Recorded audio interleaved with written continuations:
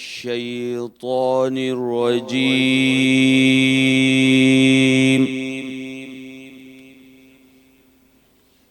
بسم الله الرحمن الرحيم.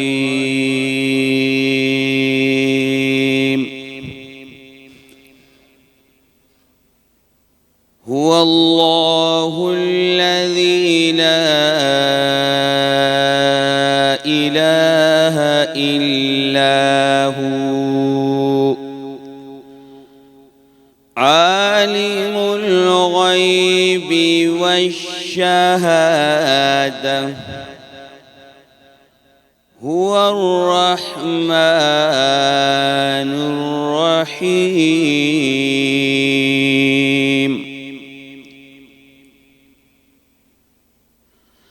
هو الله الذي لا إله إلا هو الملك القدوس السلام المؤمن المهيمن العزيز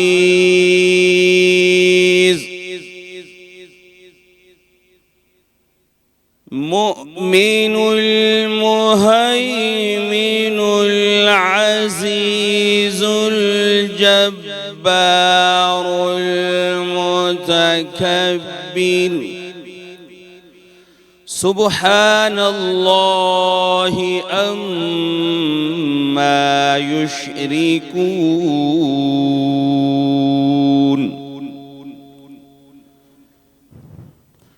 هو الله الخالق البارئ المصور له الأسماء الحسنى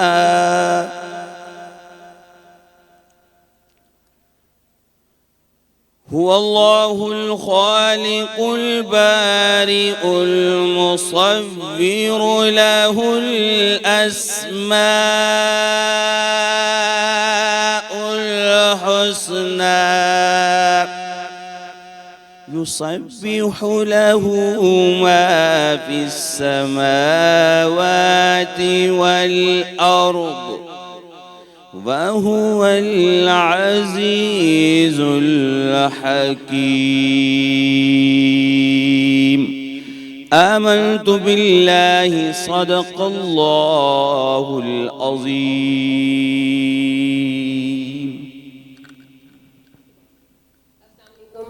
जी मॉर्निंग विद हज़रा ख़ान में हम सभी की भलीकार के उठाती हैं और सब ठीक आयो उम्मीद करता ठीक हो सभी के एज में जो बाबरकत ॾींहुं जेको आहे उहो मुबारक हुजे दुनिया सां मुसलमाननि जे लाइक ईद जी आहे जुमे जे हवाले सां प्रोग्राम कीअं हूंदो आहे सभिनी खे ख़बर आहे। हाणे असां तिलावत खां पोइ जेको आहे हमद शरीफ़ ॿुधंदासीं। हमद शरीफ़ असांखे ॿुधाईंदी अनम सारा ऐं उम्मी हबीबा जी। यार बंदा तेरा यार बंदा तेरा यार बंदा तेरा यार अब बंदा तेरा यार बंदा तेरा यार बंदा तेरा यार बंदा तेरा यार अब बंदा तेरा यार बंदा तेरा यार बंदा तेरा यार बंदा तेरा यार अब बंदा तेरा बख्श दे ऐ मेरे अल्लाह खताएं मेरी बख्श दे ऐ मेरे अल्लाह खताएं मेरी सदकाए यार नबी सुन ले दुआएं मेरी बख्श दे ऐ मेरे अल्लाह खताएं मेरी सदकाए यार नबी सुन ले दुआएं मेरी बस यही एक सदा कल्ब से आती रहे यारा तेरा या रब, बंदा तेरा या रब, बंदा तेरा या रब, बंदा तेरा या रब, बंदा तेरा या रब, बंदा तेरा या रब, बंदा तेरा।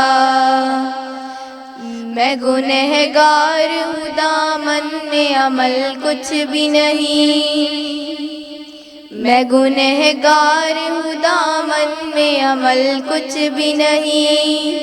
तालिबे रहम है अश्कों की रिदाएं मेरी, मैं गुनहगार हूँ, दामन में अमल कुछ भी नहीं।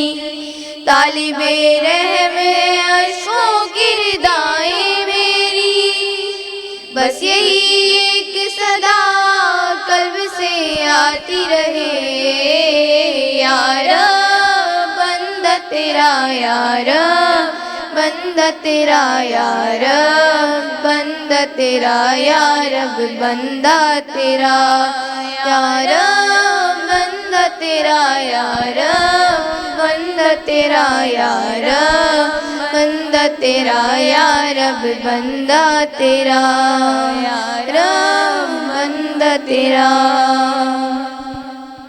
सुभान अल्लाह, माशाअल्लाह।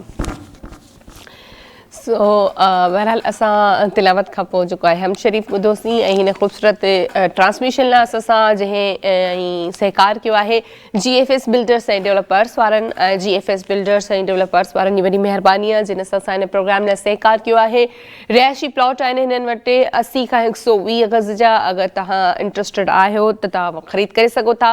ऐं जेका हिननि ऑफर ॾिनी आहे आसान महान एक साथ पर अपना घर हासिल करे, नॉर्थ टाउन रेजिडेंसी फेज़ 4 में ही जेका हिकिड़ो आसान मौक़ो आहे पंहिंजो घर हासिल करण जो।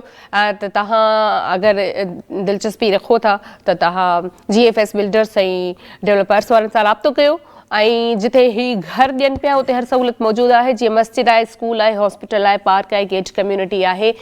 सो तव्हां जल्दी सां हिन ऑफर मां फ़ाइदो वठो ऐं जेतिरो थी सघे थो माण्हू हर कंहिंजी ख़्वाहिश हूंदी आहे त असांखे पंहिंजो घर हुजे त उहा पंहिंजी ख़्वाहिश तव्हां आसान किस्तुनि ते पूरी करे सघो था। सो बहरहाल मुंहिंजे राइट साइड ते जेको आहे आहिनि डालडा कुकिंग ऑयल, डालडा घी हुजे या डालडा कुकिंग ऑयल हुजे ऐं हर घर जी ज़रूरत आहे डालडा कुकिंग ऑयल। ऐं जीअं तव्हांखे ख़बर आहे त हिन जो टाइटल आहे जहाँ ममता वहाँ डालडा। सो डालडा ऑयल हुजे या घी हुजे, हर घर जी ज़रूरत हूंदी आहे, हर किचन जी ज़रूरत हूंदी आहे। ऐं जॾहिं खां तव्हां ॾिठो हूंदो त असां होश संभालियो त डालडा घी या डालडा कुकिंग ऑयल खे ॾिसंदा आया आहियूं या यूज़ कंदा आया आहियूं। सो उहा ई ॻाल्हि आहे त हर घर जी हर माउ जी जेका पसंदि आहे उहा डालडा कुकिंग ऑयल या वरी डालडा घी आहे। सो हिननि जी वॾी महिरबानी हिन प्रोग्राम लाइ स्पॉन्सर करण जी। ऐं जेको आहे नेशनल फूड्स बि हिते आहिनि, उन्हनि खे बि न विसारींदासीं। नेशनल फूड्स में सिंधी बिरयानी आहे, उन खां अलावा हिन जी कढ़ाई आहे, उन खां अलावा जेको आहे निहारी आहे, उन खां अलावा बम्बई बिरयानी आहे, मसाला जेके ख़ुश्क मसाला उन्हनि में ॻाढ़ा मिर्च आहिनि, सुका धाणा आहिनि, गरम मसालो आहे, खोड़ सारियूं शयूं आहिनि हिननि जूं। ऐं नेशनल फूड्स वारनि जी वॾी महिरबानी आहे जिन सां असां हिन प्रोग्राम जे लाइ सहकार कयो आहे। ऐं नेशनल जो बि हिकिड़ो मयार आहे, हिननि जो बि हिकिड़ो नालो आहे। ऐं हमेशह जॾहिं तव्हां पंहिंजे खाधे में इस्तेमालु कंदा आहियो नेशनल त तव्हांजे खाधे जो जेको ज़ाइक़ो आहे उहो अञा वधीक डबल थी वेंदो आहे। सो बहरहाल नेशनल वारनि जी, GFS बिल्डर्स जी ऐं डालडा जी वॾी महिरबानी ऐं नंढड़नि जी असां हिन प्रोग्राम जे लाइ स्पॉन्सर करण जे लाइ। ऐं उमेदु कयूं था असां सां ईअं ई सहकार कंदा रहंदा। ऐं असां जेको आहे असां तिलावत बि ॿुधी, हमद बि ॿुधी ऐं जेको आहे हाणे मौलवी साहब खे कारी मोहम्मद अनीस साहब खे गुज़ारिश कंदसि त असांखे जेको नाते रसूल ॿुधाए। जी सल्लल्लाहु अलैहि या रसूल अल्लाह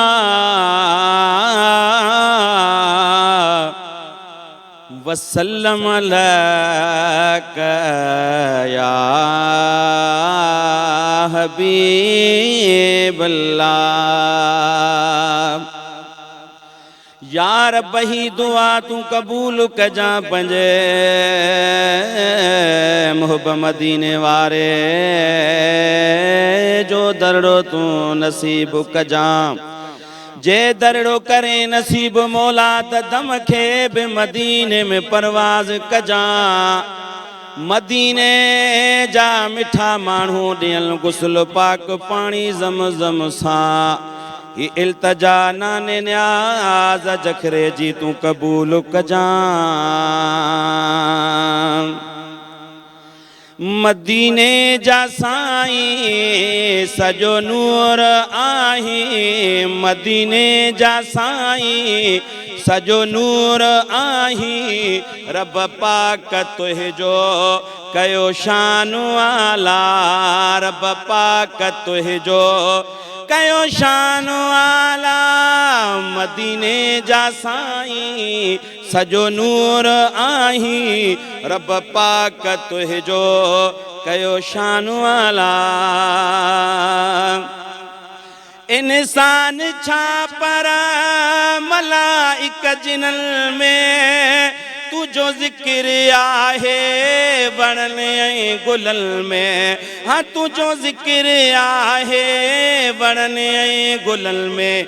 चवंदुसि इहो ई तुझे मट न कोई, रब पाक तुहिंजो कयो शान आला, रब पाक तुहिंजो कयो शान आला। दुरूद तोते ऐं सलाम तोते हर दम पढ़ल था ही गुलाम तोते, हर दम पढ़ल था ही गुलाम तोते। अवांजे सहारे ही उम्मत आहे, अवांजे सहारे ही उम्मत आहे, रब पाक तुहिंजो कयो शान आला। मदीने जा साईं साईं अनीस गुरिड़ो प्यारा तुझो खादिम, सन तुझी साईं पियो पढ़ंदो हरदम, हाँ सन तुझी साईं पियो पढ़ंदो हरदम। अड़ियन जो साईं आधार आही, अड़ियन जो साईं आधार आही, रब पाक तुहिंजो कयो शान आला। मदीने जा साईं सजो नूर आही, मदीने जा साईं सजो नूर आही, रब पाक तुहिंजो कयो शान आला।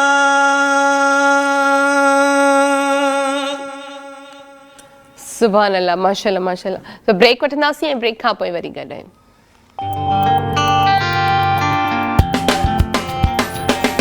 धरती जो सुबह, धरती जो सुबह, धरती जो सुबह। वेलकम बैक जी, एक दफ़ो ॿीहर तव्हां सभिनी खे भलीकार कयूं था नखुस्त ट्रांसमिशन में। ऐं जेको आहे हाणे असां नाते रसूल ॿुधंदासीं अनम ऐं सारा जी। अस्सलामु अलैका या रसूल अल्लाह, अस्सलामु अलैका या बीबी या नबी अल्लाह या रसूल अल्लाह। गुल्लज़ रोखता मुख्ता नाजुक बदनीरा बदनीरा बदनीरा बदनीरा।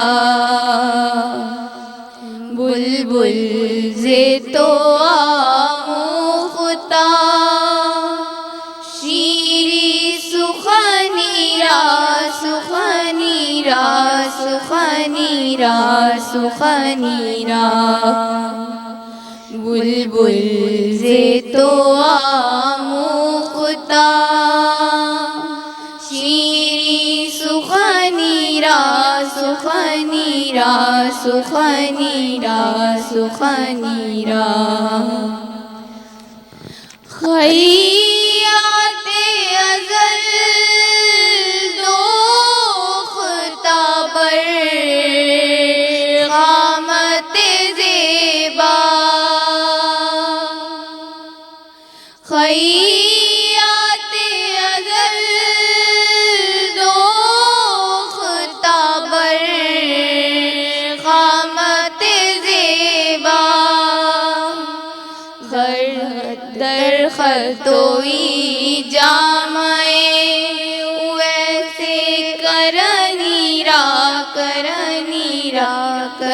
नीरा कर नीरा दरख़्तोई जामए सर्वे चमनीरा चमनीरा चमनीरा चमनीरा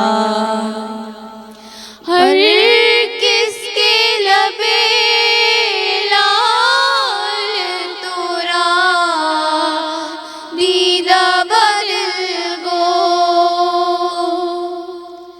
हर किसके लबे लाल तोरा दीदा बदल गो हक्का के चे खुशकंदा अकी के यमनीरा यमनीरा यमनीरा यमनीरा हक्का के चे खुशकंदा अकी के यमनीरा यमनीरा यमनीरा यमनीरा गुल रोखता मुख्ता नाजुक बदनीरा बदनीरा बदनीरा बदनीरा बुलबुल से तो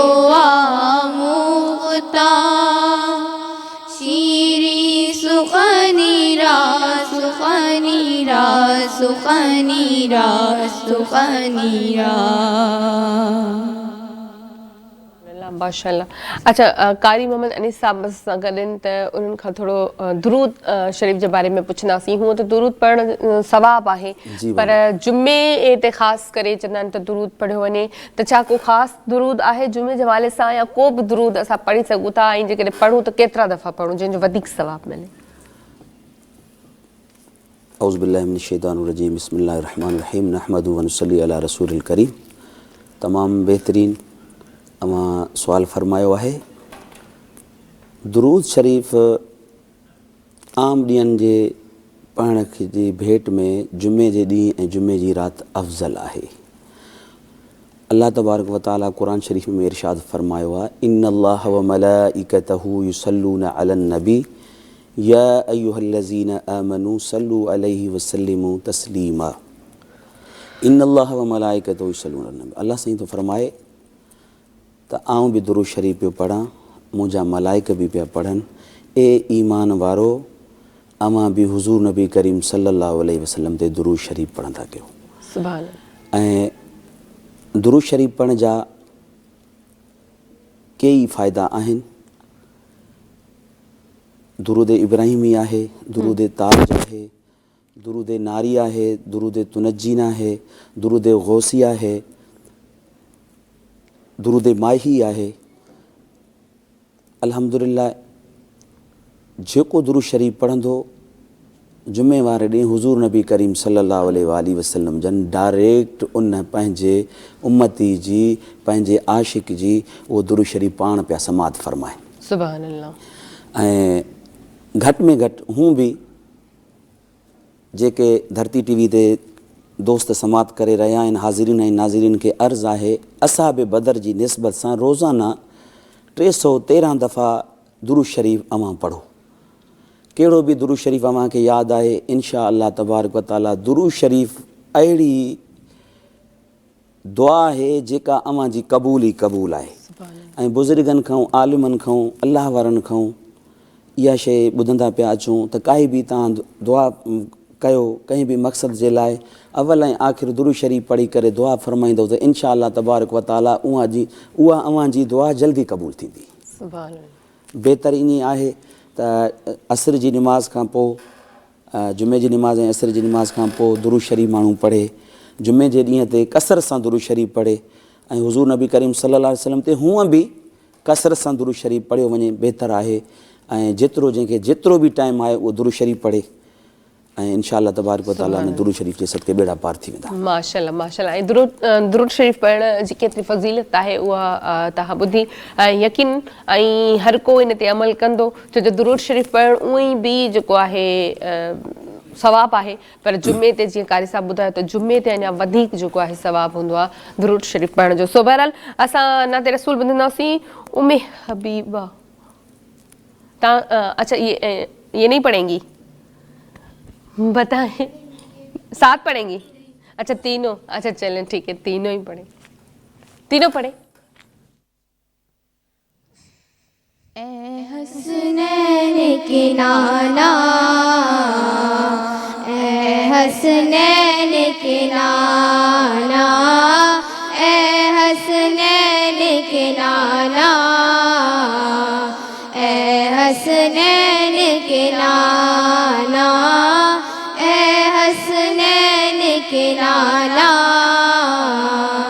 ए हसनैन के नाना। ज़हरा पाकी के सदके,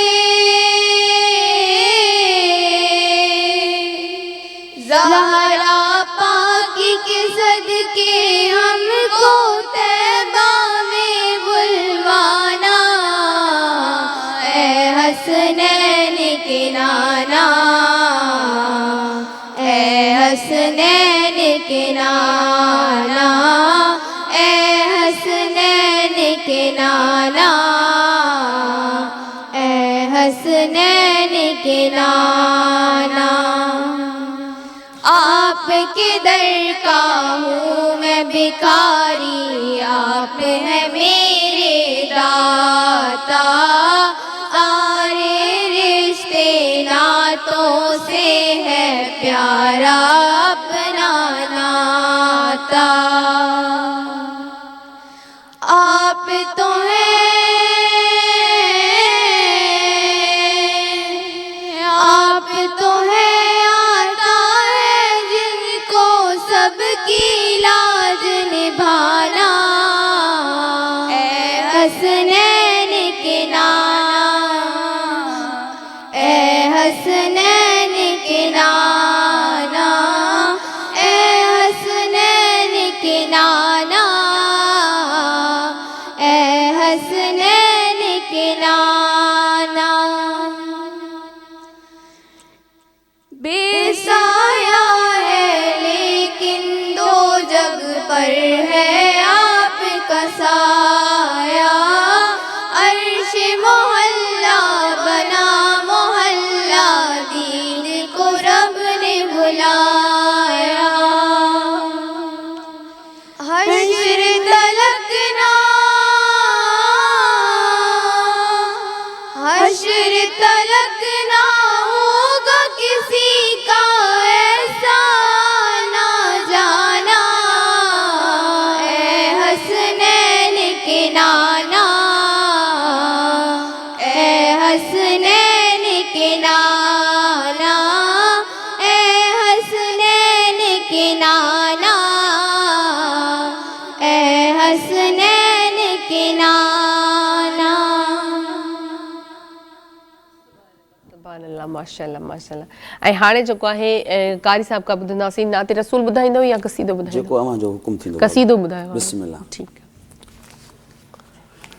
सल्लल्लाहु अलैहि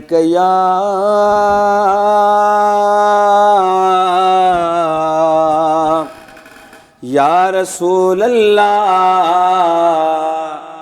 वसल्लम अलैका या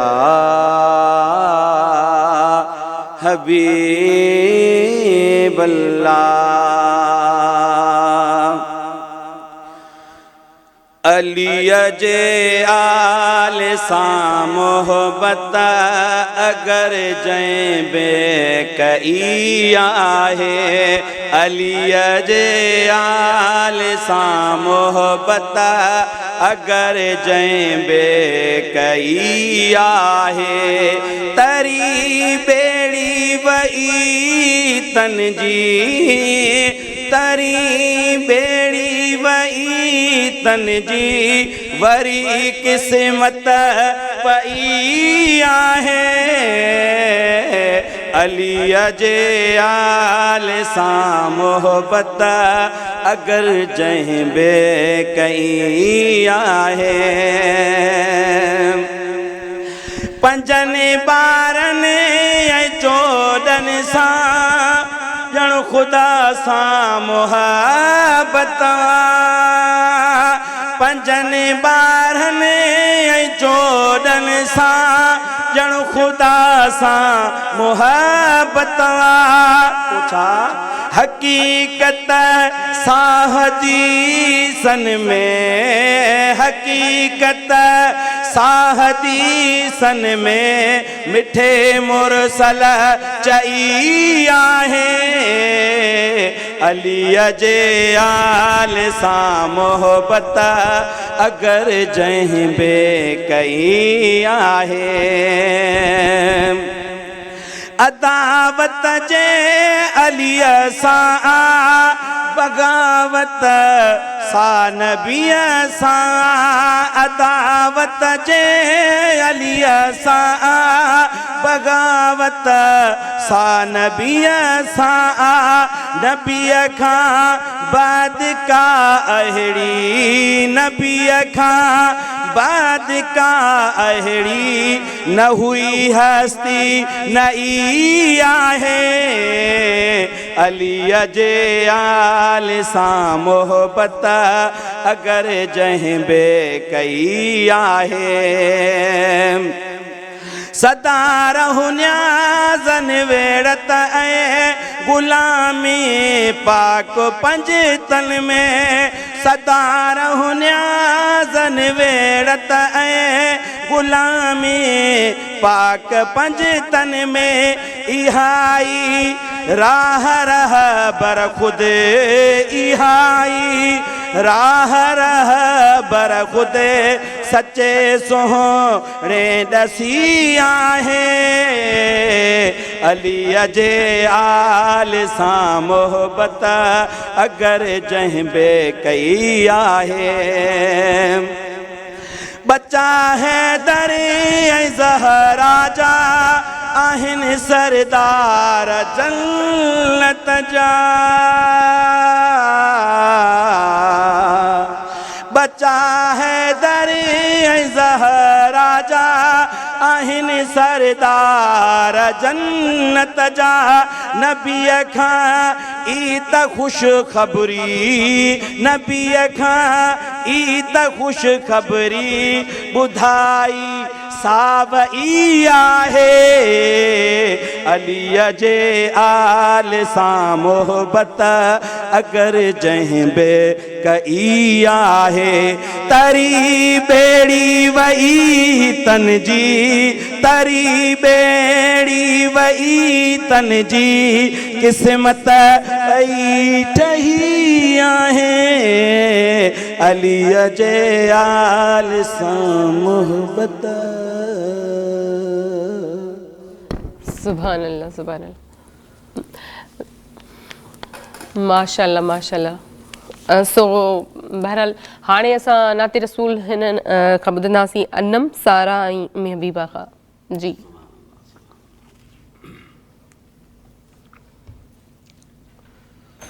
अस्सलामु अलैका या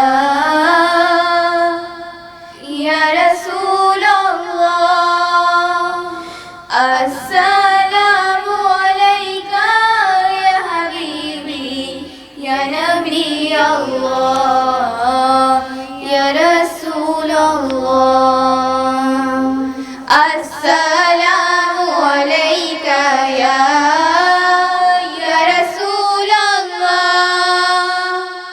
अस्सलामु अलैका या हबीबी या नबी अल्लाह या रसूल अल्लाह क़ल्बुन बिल हक़्क़ि तअल्लक़ व बिग़ैरिही ला तअल्लक़ यबग़ी यस्अल ख़ालिक़ु फदअल इकरा इकरा या मोहम्मद अस्सलामु अलैका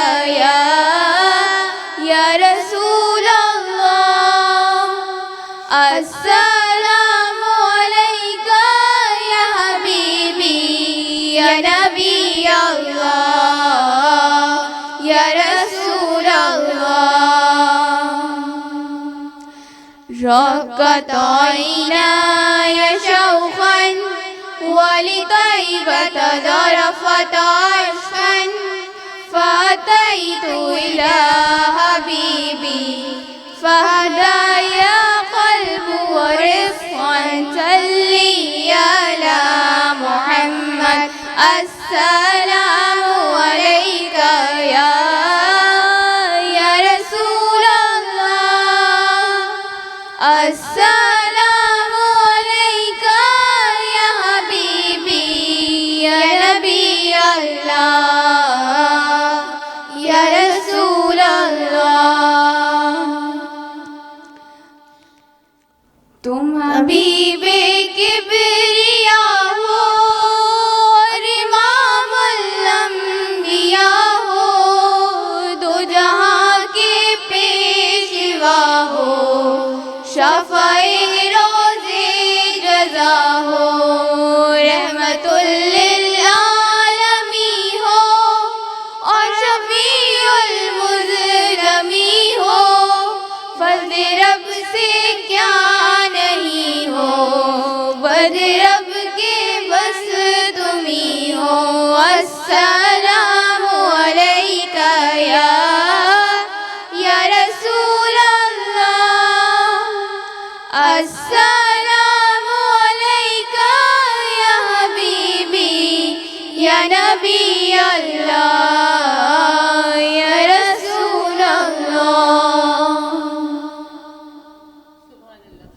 माशाअल्लाह। सो ब्रेक जो भी टाइम थियो आहे त ब्रेक ते हलंदासीं ऐं ब्रेक खां पोइ वरी ॻाल्हायूं।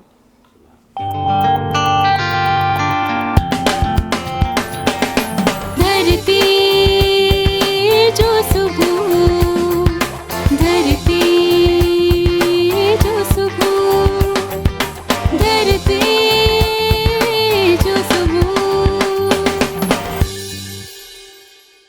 वेलकम बैक जी। एक दफ़ो ॿीहर तव्हां सभिनी खे भली कार कयूं था हिन ख़ूबसूरत प्रोग्राम में। हिन ख़ूबसूरत प्रोग्राम जे लाइ असां जिन सहकार कयो आहे उहे आहिनि GFS बिल्डर्स एंड डेवलपर्स वारा। हिननि जी वॾी महिरबानी आहे। नॉर्थ टाउन रेजिडेंसी फेज़ 4 में हिननि आसान किस्तुनि ते घर ॾियण जी हिकिड़ी ऑफर ॾिनी आहे। आसान महाना हिसाब पर अपना घर हासिल करे ऐं घर हासिल जिथे करिणो आहे तव्हांखे उते हर शइ जेका आहे उहा मौजूदु आहे। उते मस्जिद आहे, स्कूल आहे, हॉस्पिटल आहे, पार्क आहे, गेट कम्युनिटी आहे। जेके रिहाइश जे लाइ हिकिड़ियूं सभु सहूलियतूं असांखे घुरिजनि उहे सभु सहूलियतूं GFS बिल्डर्स एंड डेवलपर्स वारनि पारां ॾिनियूं वयूं आहिनि। हिन जी वॾी महिरबानी आहे प्रोग्राम जे लाइ सहकार करण जी।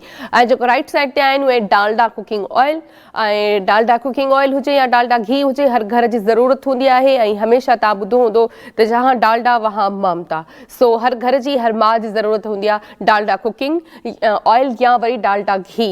सो जॾहिं बि तव्हां कुकिंग कंदा आहियो या किचन में ॾिसंदा आहियो त हमेशह असांखे डालडा घी हुजे या डालडा कुकिंग ऑयल हुजे असांखे नज़र ईंदो आहे। इन्हनि जी वॾी महिरबानी आहे प्रोग्राम लाइ स्पॉन्सर करण जी। ऐं हेॾा जेको आहे मुंहिंजी वरी लेफ्ट हैंड ते वरी आहिनि नेशनल फूड्स वारा। ऐं जीअं त मां तव्हांखे पहिरां ॿुधाए चुकी आहियां त नेशनल फूड्स जेको आहे हिननि जा फूड्स बि मयारी आहिनि। हिननि जा मसाला मयारी आहिनि। हुन में बम्बई बिरयानी आहे, सिंधी बिरयानी आहे, कढ़ाई आहे, मिर्च आहिनि ख़ुश्क मसालनि में ऐं खोड़ सारियूं ॿियूं जेको आहिनि कढ़ाई आहे, अचार गोश्त आहे, खोड़ सारियूं ॿियूं बि वैराइटियूं आहिनि मसालनि में। ऐं नेशनल फूड्स वारनि जो बि हिकिड़ो मयार आहे, नालो आहे। छो जो ॾिसो नालो उन्हनि जो ई हूंदो आहे जिन जो कमु मयारी हूंदो आहे, जिन जी शयूं मयारी हूंदियूं। सो उन्हनि में हिकिड़ो नेशनल फूड्स वारनि जो बि नालो आहे।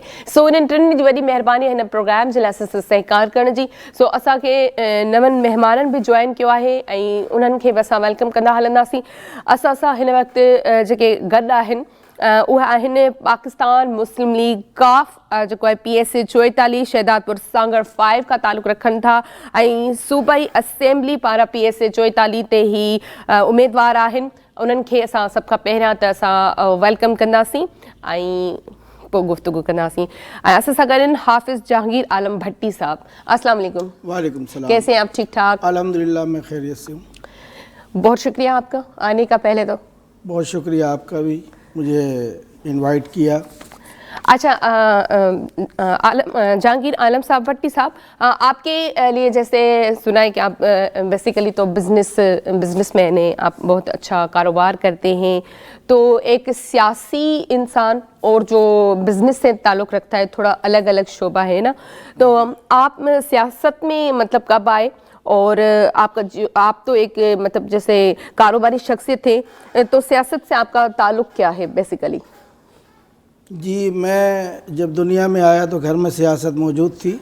अच्छा। जी, मेरे वालिद साहब मोहम्मद इब्राहिम भट्टी साहब 1947 में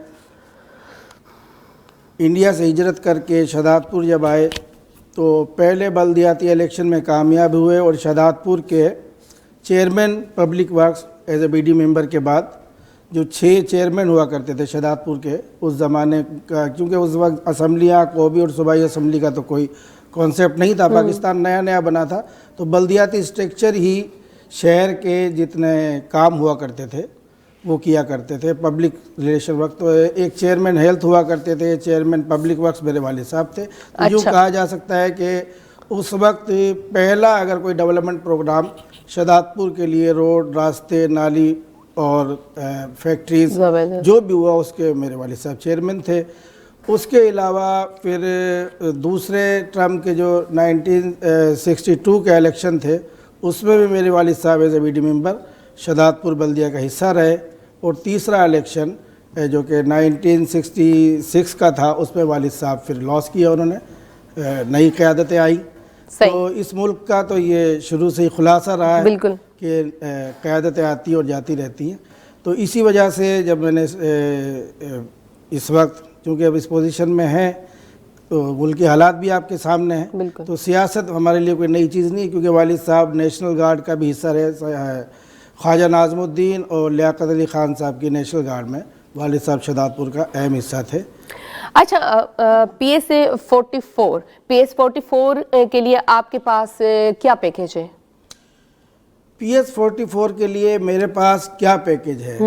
सबसे पहले तो हमें PS44 ही नहीं, हमें ये देखना होगा कि इस वक्त हम कहाँ खड़े हुए हैं। सही। इस वक्त हम एक हॉस्पिटल की इमरजेंसी पर खड़े हुए हैं और कंडीशन ये है, PS44 ही नहीं पूरे पाकिस्तान का मसला, और जो पूरे पाकिस्तान का मसला वही PS44 का मसला है। सही। मुफलिसी हुस्न लताफत को मिटा देती है, भूख ढल नहीं सकती आदाब के सांचे में। वाह। इस वक्त पूरी कौम की अक्सरियत, एक बहुत बड़ी तादाद 2 वक्त की रोटी के लिए परेशान है। बिल्कुल। ऐसे में अगर मैं कोई बड़े बड़े पैकेज बताऊं कि जी हम मोटरवे बना देंगे, बुलेट ट्रेन चला देंगे, ऐसा कर देंगे, इस वक्त तो सबसे बड़ा मसला रोज़गार का है जो कि बर्निंग इशू है। सही। और जब तक हम वार फूड बेस पर इस पर काम नहीं करेंगे, अब शहदादपुर एक अहम शहर है, अहम सिटी है, ऑयल फील्ड भी है शहदादपुर, तो पहला तो हमारी कोशिश ये होगी कि जब बड़ी बड़ी मल्टीनेशनल कंपनी शहदादपुर में काम कर रही हैं तो वो अपने ऑफिस शहदादपुर में क्यों नहीं कायम करती, ताकि मुकामी आदमी शहदादपुर को छोड़कर कराची जाता है, हैदराबाद जाता है, उसको अपने शहर में रोज़गार क्यों मैसर नहीं है। ये मेरा बुनियादी एम होगा। बहुत अच्छा। कि शहदादपुर के नौजवान को शहदादपुर में रोज़गार मिले ताकि अपने माँ बाप, बीवी बच्चों और अपनी धरती को छोड़े बगैर, क्योंकि मैं बेशक कराची रहता हूँ लेकिन मेरा दिल शहदादपुर में रहता है। बिल्कुल। मेरी पैदाइश है। बिल्कुल, जो हमारी जन्मभूमि होती है उससे एक हमारा दिल का रिश्ता होता है। सो बहरहाल मज़ीद आपसे गुफ्तगू जारी रहेगी। असां साहब ॿिया जेके महिमान आहिनि, जेके नात ख़्वान आहिनि, उन्हनि में आहे हुसैन बख्श गिलाल साहब आहिनि ऐं अनवर अली साहब आहिनि, ऐं इन्हनि खे बि वेलकम कयूं था। अस्सलाम वालेकुम, तव्हां ॿिन्हिनि खे वेलकम कयूं था। ऐं असां हाणे इन्हनि खां मौलूद शरीफ़ ॿुधंदासीं। जी। सल्लल्लाहु अलैका या रसूल अल्लाह व सल्लम अलैका या हबीब अल्लाह।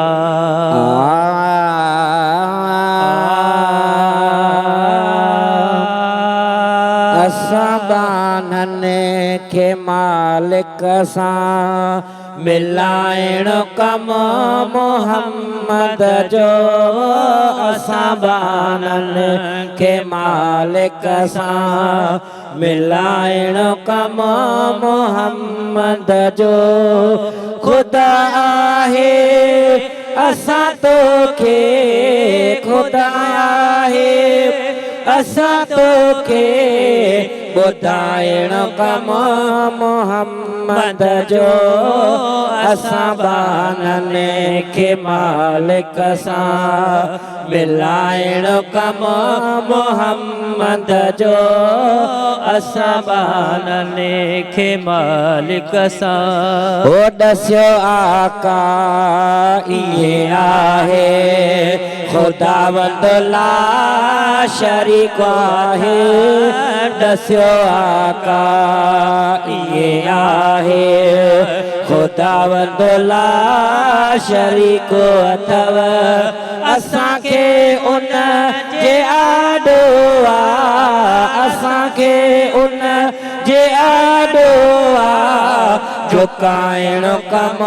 मोहम्मद जो असां बानने खे मालिक सां मिलाइण कम मोहम्मद जो असां बानने खे मालिक सां वो हूंदो आदम सफ़ी अल्लाह तोड़े मूसा कलीम अल्लाह हूंदो आदम सफ़ी अल्लाह तोड़े मूसा कलीम अल्लाह मगर उन महल मालिक के मगर उन महल मालिक के मञाइण कम मोहम्मद जो असां बानने खे मालिक सां मिलाइण कम मोहम्मद जो असां बानने खे मालिक सां ओ खज़ाना ख़ैर बरकत जा ॾिना कातिर करीमन खे खज़ाना ख़ैर बरकत जा ॾिना कातिर करीमन खे रिज़्क़ राज़िक़ ॾींदो रिज़्क़ राज़िक़ ॾींदो पहिराइण कम मोहम्मद जो असां बानने खे मालिक सां मिलाइण कम मोहम्मद जो असां बानने खे मालिक सां हो दुनिया दात ही दातर मूंखे मीरल किलाल चवे दुनिया दात ही दातर मूंखे मीरल किलाल चवे खणी जॾे कला मुकाते पुठियां खणी जॾे कला मुकाते पुठियां लिखाइण कम मोहम्मद जो असां बानने खे मालिक सां मिलाइण कम मोहम्मद जो असां बानने खे मालिक सां मिलाइण कम मोहम्मद जो खुदा आहे असां तोखे खुदा आहे असां तोखे ॿुधाइण कम मोहम्मद जो असां बानने खे मालिक सां सुभान माशाल्लाह। सो आज जुम्मे का दिन है तो हमारा जो प्रोग्राम होता है तो उसमें हम नात भी शामिल करते हैं। जी ज़रूर होना चाहिए। हाँ अच्छी बात है ये।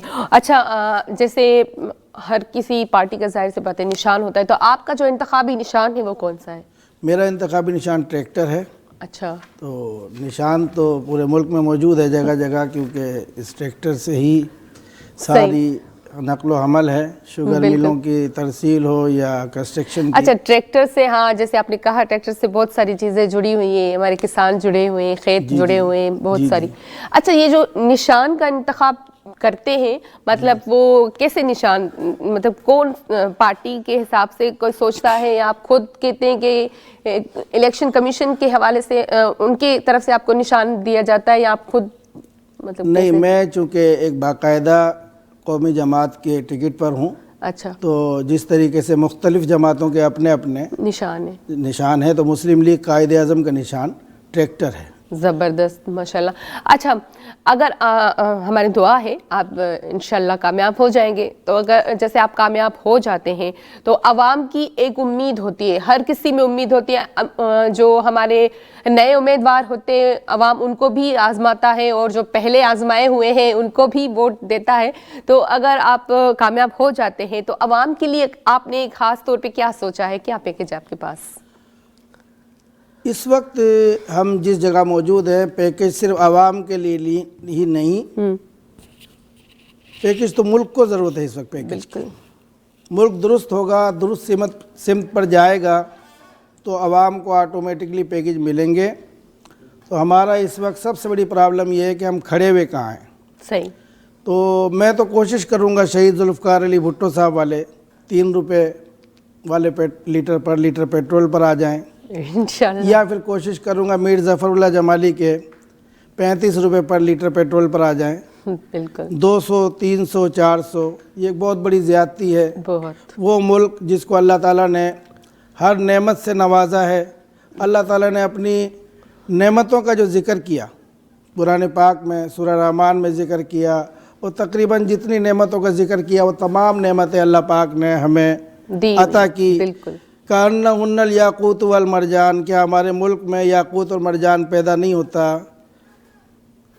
फ़ीहिमा फ़ाकिहतुन व नख़लुन व रुम्मान, क्या हमारे यहाँ खजूरें नहीं होती, मेवे नहीं होते? हुरुम मकसूरातुन फ़िल ख़ियाम, क्योंकि तस्वीर वजूद ज़न से है तस्वीर कायनात में रंग। सही। तो दुनिया की जिन ख़ित्तों में खूबसूरत तरीन औरतें पैदा की गईं अल्लाह ताला की तरफ से, उसमें हमारा ख़ित्ता भी है। तो अल्लाह ताला ने दुनिया में ही हमें जन्नत की तमाम चीज़ें दे दी। फिर क्या वजूहात हैं कि इतनी नेमतें अल्लाह की तरफ से तो दे दी गई, और हम जो कहें जब पाकिस्तान का क़याम अमल में आया कायद आज़म मोहम्मद अली जिन्ना की क़यादत में, तो उस वक्त सोना 67 रुपये तोला और आज 2 लाख, 2.25 लाख रुपए पर तोला। तो आखिर ऐसा क्यों हुआ? कहाँ गया ये याकूत और मरजान, कहाँ गए? सही। ये सारा कुछ क्या हुआ? तो ये एक मुकम्मल मजबूत पैकेज है, उसके लिए हम निकले हैं और कोशिश कर रहे हैं और अपना हिस्सा डाल रहे हैं इसमें। तो पैकेज बहुत ज़्यादा है। बिल्कुल। और आपने जैसे थोड़ी देर पहले बात भी की कि आप की ये बात बहुत अच्छी लगी, जैसे आपने कहा कि मैं चाहता हूँ कि हमारे शहर के जो नौजवान हैं वो अपने शहर में कारोबार करें और जो ऑफिसेज है वहाँ उनको वही प्रोवाइड की जाए, मल्टीनेशनल ऑफिसेज का, जैसे वो अपने घर में रह के ही काम करें। जी जी। अब ऑयल फील्ड अगर शदादपुर में है तो कम अज़ कम ऑयल फील्ड को अपने जो ऑफिसेज जो हैं वहाँ भी बनाने चाहिए, ताकि लोकल वहाँ के रहने वाले रिहायशी, क्योंकि परदेश काटना ज़रा मुश्किल काम है। इंसान अपने काम पर होता है, अचानक अम्मा की खबर आती है, अब्बा की खबर आती है, तो ये 4 घंटे का सफ़र काटना बिल्कुल बिल्कुल बिल्कुल मुश्किल होता है। सो हमारी बेस्ट विशेस आपके साथ हैं और हमारी गुफ्तगू जारी रहेगी। हाँ तव्हां जेको आहे छा ॿुधाईंदो असांखे? जेको आहे मेराज जे बारे में ॿुधाईंदासीं। ठीकु। मऊन करीम पर माशाअल्लाह। दो न रहियो बिन ज़ातिन में वेठा दो बदो रब ऐं रसूल अल्लाह। पर दो न रहियो बिन ज़ातिन में वेठा दो बदो रब ऐं रसूल अल्लाह। फरमायो खुदा चुवे जो मिठा, फरमायो खुदा चुवे जो मिठा, ऐं हुज़ूर चयो सुभान अल्लाह। पर दो न रहियो बिन ज़ातिन में वेठा दो बदो रब ऐं रसूल अल्लाह। पर दो न रहियो बिन ज़ातिन में वेठा दो बदो रब ऐं रसूल अल्लाह। जिब्राइल अमीन पैगाम ॾिनो कई वरह हो पूरा कुरनो। जिब्राइल अमीन पैगाम ॾिनो कई वरह हो पूरा कुरनो।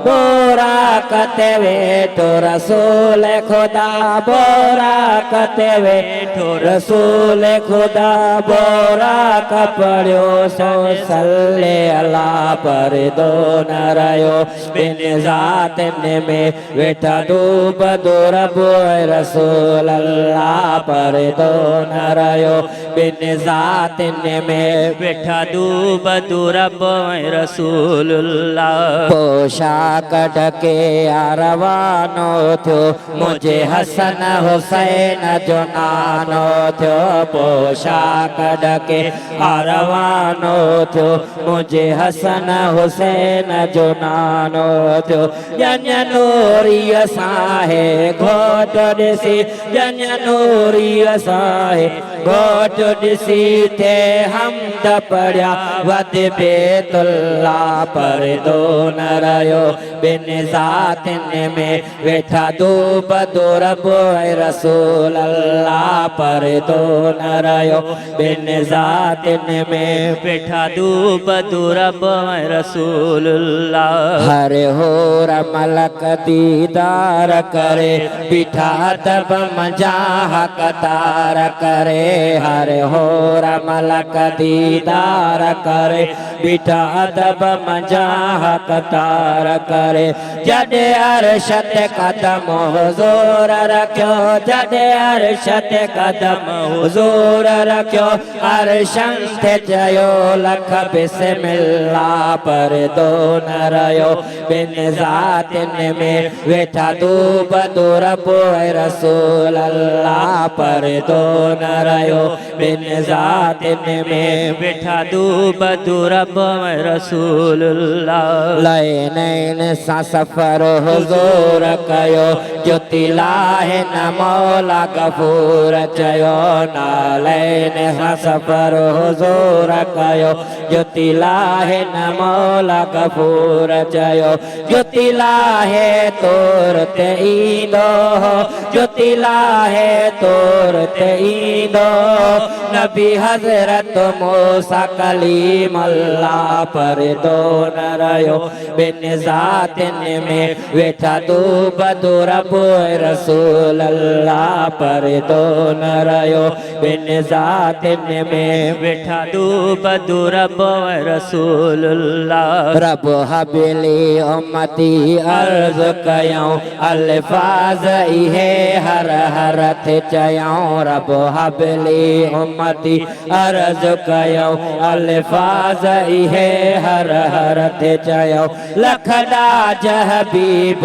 वठी मोटियो लख ॾाज हबीब वठी मोटियो ॿियो तोहफ़ो ख़ासि कलाम अल्लाह परदो न रहियो बिन ज़ातिन में वेठा दूब रब रसूलुल्लाह हिकु राति खे 18 साल ॿुधी हिते फर्श ते मीरल गिलाल ॿुधी हिकु राति खे 18 साल ॿुधी हिते फर्श ते मीरल गिलाल ॿुधी लिखी शेर नफ़ल शुकरानो पढ़ी लिखी शेर नफ़ल शुकरानो पढ़ी सत बार चयो अल्हम्दुलिल्लाह परदो न रहियो बिन ज़ातिन में वेठा दूब रब रसूल अल्लाह फरमायो खुदा चुवे जो मिठा फरमायो खुदा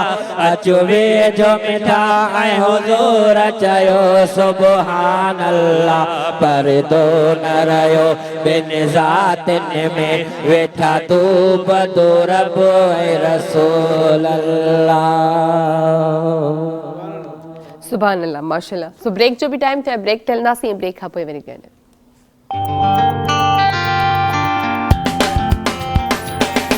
धरती जो सुबह धरती जो सुबह धरती जो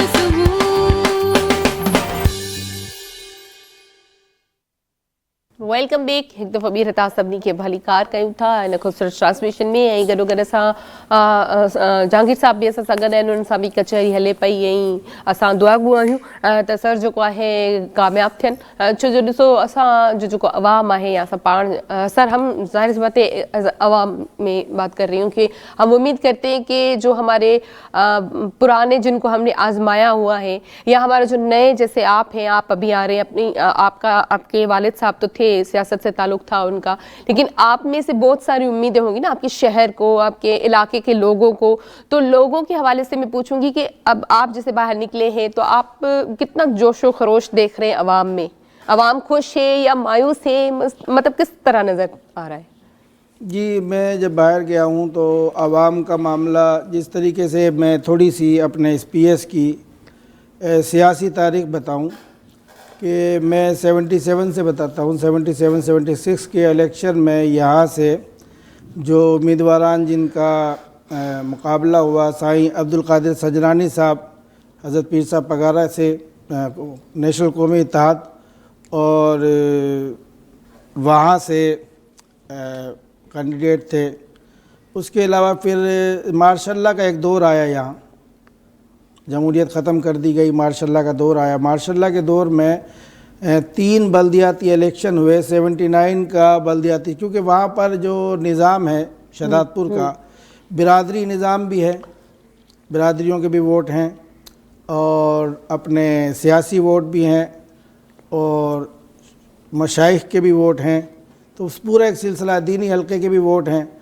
तो इस वक्त आवाम में तो मायूसी पाई जाती है। और जहाँ तक मैं अपने जो बारे में बात करूँ, तो जब मैंने ये इलेक्शन में हिस्सा लेने का फ़ैसला किया तो मेरी कम्युनिटी से जनाब मोहतरम मिराजुद्दीन शेख साहब, अल्ताफ़ हुसैन चौहान साहब और ऐसे बहुत से लोग हैं जिन्होंने मुकम्मल तौर पर मेरी हिमायत भी की, सपोर्ट की और कर रहे हैं। और उन्होंने यहाँ तक कहा कि भी वो ट्रैक्टर को वोट देना, कम्युनिटी को वोट देना है। तो आवाम में जोश खरोश है, लेकिन आम पब्लिक जो है इस वक्त बेजार है मुकम्मल तौर पर, क्योंकि अब पब्लिक को वादे वईद से नहीं समझाया जा सकता। पब्लिक अब आपसे डिलीवरी चाहती है। बिल्कुल। और मेरे बस में हो तो मैं तो ये कहूँगा कि अब इलेक्शन का तो जो फॉर्म या नॉमिनेशन, इसमें यहाँ तक चले जाना चाहिए कि जी फ़िलहाल एक असम्बली ऐसी वजूद में लाई जाए कि जिसके लिए ये इंतखाबी फ़ीस 10-20 हज़ार रुपये ना हो, कौमी ख़जाने को 2-4 अरब रुपए जो दे सकता है वो इलेक्शन में हिस्सा दे। तो मैं समझता हूँ इस वक्त तो कौमी ख़जाने को संभालने की ज़रूरत है, क्योंकि हम अपना पेट्रोल खुद प्राइस मुकर्रर नहीं कर सकते, इसके लिए हम IMF के मोहताज हैं। बिल्कुल।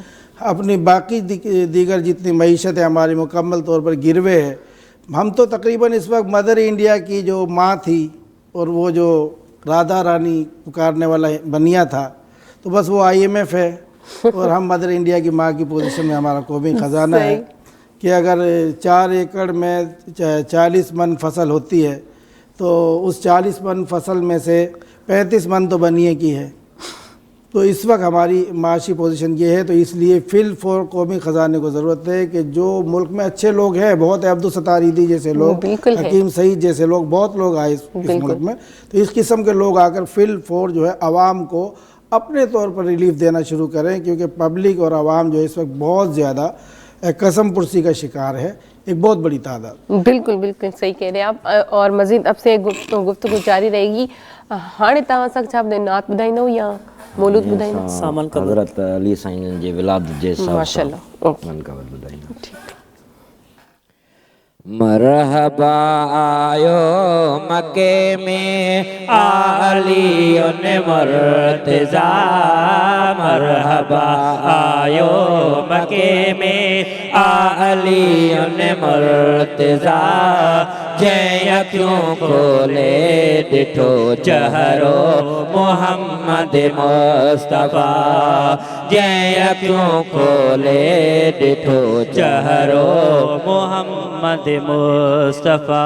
फातिमा बिन्ते असद जॾहिं हरम में आई हली, ओचिते तॾहिं ॾिठाई काबे जी भित वई खोली, ओचिते तॾहिं ॾिठाई काबे जी भित वई खोली। ऐं थियो से आवाज़ हल्का बे अंदर दर तू फातिमा आई थियो से आवाज हल्का बे अंदर तू फातिमा जय अखियों खोले ॾिठो चहरो मोहम्मद मुस्तफ़ा थियो तवल तू खैर सां जॾहिं बंद कयूं आयो अखियूं मुर्तज़ा मादर शकन मां आयो हसरत हीअ रखियो मुर्तज़ा बादर शकन मां आयो हसरत हीअ रखी मां अली आहियां तमाणिया अॻु इमामुल अंबिया मां अली आहियां तमाणिया अॻु इमामुल अंबिया जंहिं अखियूं खोले ॾिठो चहरो मोहम्मद मुस्तफ़ा जंहिं अखियूं खोले ॾिठो चहरो मोहम्मद मुस्तफ़ा पाक घर आहे पियारा पाक पालण हार जो पर अचण जो हंधु आहे हैदरे करार जो पर अचण जो हंधु आहे हैदरे करार जो काबे जो वारिस पहुची वियो शहरे ख़ुदा काबे जो वारिस पहुची वियो शहरे ख़ुदा जंहिं अखियूं खोले ॾिठो चहरो मोहम्मद मुस्तफ़ा जंहिं अखियूं खोले ॾिठो चहरो मोहम्मद मुस्तफ़ा मुर्तज़ा तुंहिंजे अचण जो ई नमूनो नूर जे घर में ख़ुदा जे तरफ़ां आयो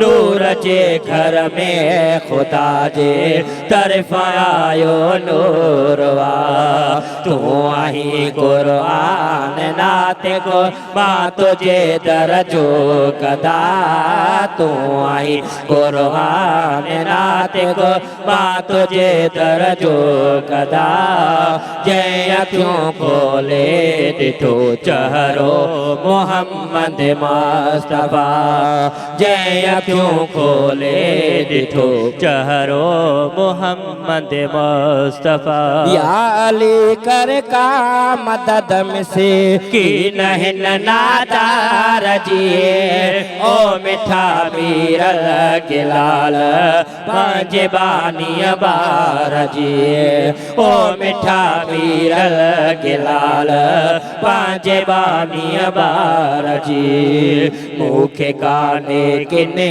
जी चपटी हो त हथ में कानया मूंखे काने किने जी चपटी हो त हथ में कानया जंहिं अखियूं खोले ॾिठो चहरो मोहम्मद मुस्तफ़ा जंहिं अखियूं खोले ॾिठो चहरो मोहम्मद मुस्तफ़ा मरहबा आयो मके में आली उन मुर्तज़ा मरहबा आयो मके में आली उन मुर्तज़ा जंहिं अखियूं खोले ॾिठो चहरो मोहम्मद मुस्तफ़ा माशाल्लाह माशाल्लाह ज़बरदस्त ज़बरदस्त ऐं टाइम जेको आहे उहो बिल्कुलु ईअं ख़तमु थी वेंदो आहे का ख़बर ई न आहे पवंदी त 2 कलाक असांजा कीअं था गुज़री वञनि सो सर बहुत सारी और बातें करनी थी आपसे लेकिन एक सवाल और मैं करूँगी जल्दी जल्दी में आप उसका आंसर दीजिएगा कि जैसे आपका शहर है शहदादपुर तो बुनियादी जो मसाइल होते हैं बुनियादी जो मसला आपकी नज़र में हो कि मैं कामयाब होने के बाद अपने शहर का ये मसला फोकस हो कि ये पहले तो मुझे हल करना है वो कौन सा है? सबसे पहला मसला तो शहर का इस वक्त बिजली का है। अच्छा। बेरोज़गारी का है। सही। तालीम का है। हमने कभी सोचा भी नहीं था कि प्राइवेट स्कूल ट्यूशन पढ़ना भी हमारे लिए तो जुर्म समझा जाता था।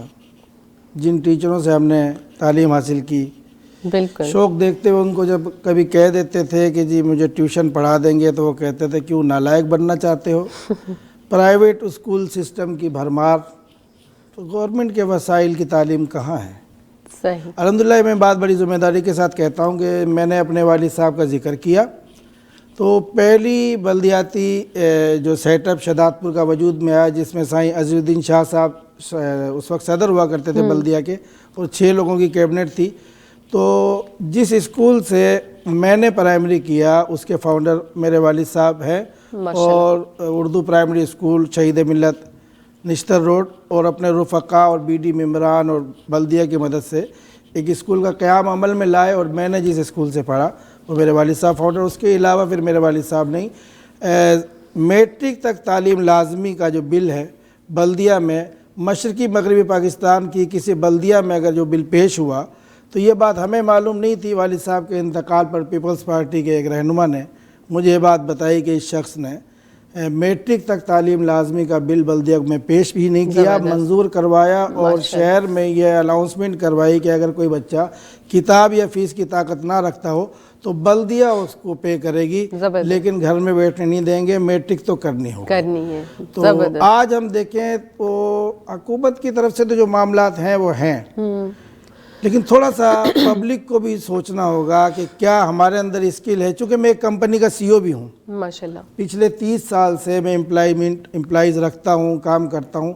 इस वक्त एक बड़ी प्रॉब्लम आ रही है, एम्प्लॉय में भी आ रही है, और स्किल अनस्किल लेबर में बड़ी प्रॉब्लम है। सही। जहाँ पर भी हमारी अनस्किल लेबर मिलती थी वहाँ पर दस्तरखान लग गए हैं। अब अगर स्किल लेबर अनस्किल लेबर अगर मजदूरी पर जाती है तो उसके पास 2 ऑप्शन है कि वो मेरे पास आकर 1200 रुपये सारा दिन काम करके लेके किसी होटल में चने की दाल खाए, या ताज़ा तरीन मटन कौरमा खाए बगैर कुछ किए। ये एक प्रॉब्लम है इस वक्त की। इसी तरीके से स्किल लेबर है। मेरा ताल्लुक़ कराची से है, तो अब ये प्रॉब्लम कराची में भी मैं देख रहा हूँ तालीमी मेयार से, कि अच्छे खासे ग्रेजुएट बच्चे बच्चियाँ जब मैं फॉर्म फिल करवाता हूँ एम्प्लॉइज़ से, तो मुझसे पूछती हैं अज़दवाजी हैसियत से क्या मुराद है। और अभी तो एक रेफरेंस नया आ चुका है, वो उसने किसी बच्चे ने मुझसे पूछा वल्दियत क्या चीज़ होती है। तो हमारा तालीमी मेयार बिल्कुल तबाही के दाने पर है, इसको भी देखना होगा।